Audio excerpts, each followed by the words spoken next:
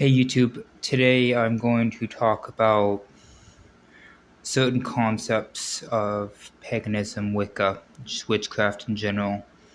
So they have the left hand path and the right hand path.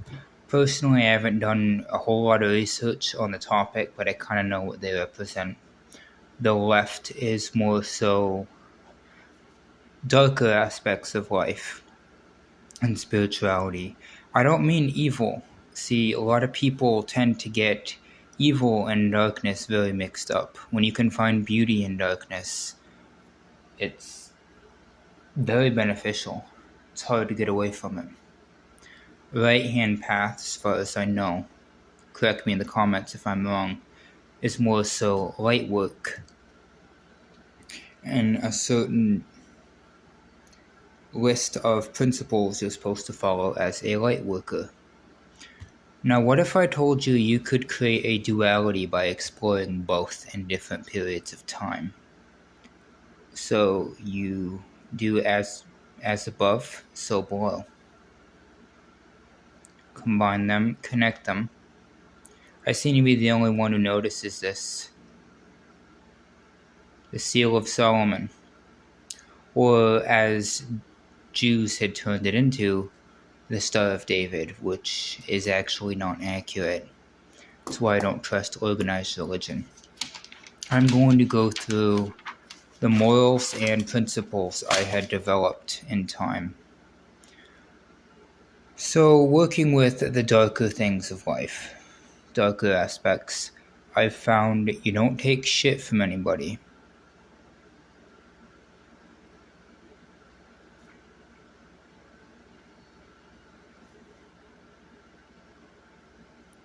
That was probably the first lesson I learned, exploring the darker aspects of my spirituality. Second one I learned took me a while. Know when to fight your battles.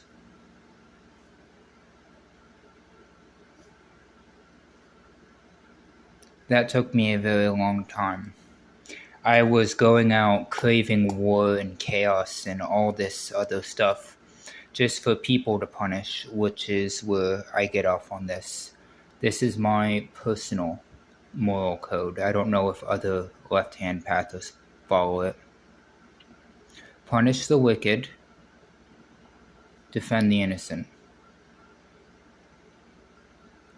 So when I kind of explain that here, that is as a whole a duality.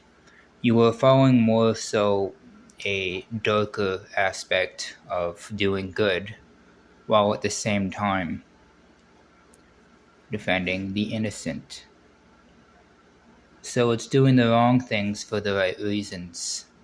If your intentions are pure, you're not really going to get a lot of backlash from some kind of karma for it. So let's say we've got Bob. Let's say Bob's sitting here and Teresa comes up and starts screaming for no reason at all because he didn't do this or that right. It's usually where I'd walk in and go like, you got something to fucking say? Immediately the disrespect and the fuming Teresa will turn their energy on me. Now, with me being an empath, I can kind of transmute empathy into dark empathy, which is highly misunderstood because the media has definitely screwed that up. Psychologists are saying dark empaths will use and abuse you, but they are actually natural-born narcissist hunters. And as a natural-born narcissist hunter, they've got one job. With their intuition, they know just how to get into your head, which is where this comes in. I get into Teresa's head. She ends up fuming, embarrassed. And I'm still fine. And Bob's watching this all go down, and Teresa storms off because the psychologists were accurate about one thing. Dark empaths can be dangerous. So I mainly use these darker gifts and turn my intuition into a weapon. And as a result, somebody who was going through turmoil because of this bully now has a weight lifted off their shoulders. And my intentions were pure. Therefore, there should be no reason to get some kind of karma from it. Sometimes feelings have to get hurt to get something done. It's a natural law of life. Now, it's not easy to find this duality, what morals you stand by, this kind of thing. And I've also found that in the darkness, the 7 deadly sins, obviously we've all heard of it: envy, pride, gluttony, greed, lust, wrath, and sloth. Now, these are a necessary evil in moderation, is something I had learned. Without envy, just a small amount. Let's say somebody's driving by in a Camaro. I really wish I had the freaking car. What do? I work for it.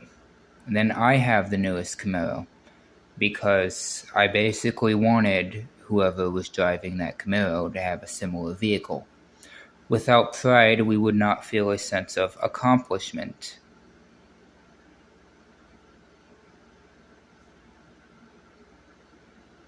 Without gluttony, let's say you go to the gym for 4 hours a day, you're going to need a bit of gluttony, and here's why. You need to feed yourself more for the calories you're burning. Therefore, depending on the amount of exercise you're getting or what you're doing with your life, nutrition.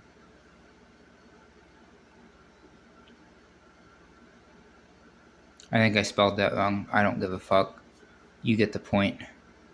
Greed. Without greed, we would be handing out all of our own belongings. Everything. Take my TV, take my car, take my work check, and then I'm on the streets. So in moderation, greed is necessary for keeping your own resources, which you can also, there's also 7 heavenly virtues. And you can find the duality there. Give whatever you can afford to pay back, but keep what you need on the side of greed. So that's duality as a whole.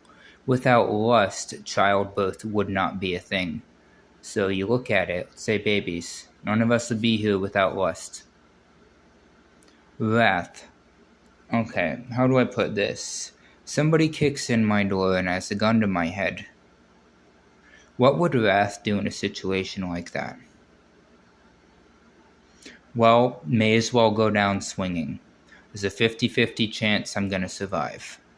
Wrath could save your life in fight or flight mode. Sloth is necessary, which translates into laziness, to get downtime from everyday life. To relax in moderation is sloth.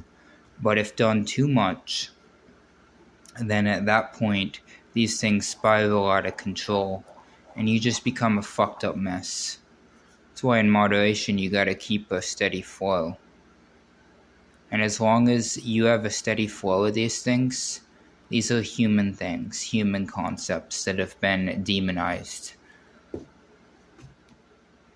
And these are just some of the lessons I've learned. This is my part 1. I believe next time I might do the 7 heavenly virtues and explain why to have light you also need darkness. Too much of either or can create an imbalance or some serious problems. Have a great day. Y'all stay safe and stay positive.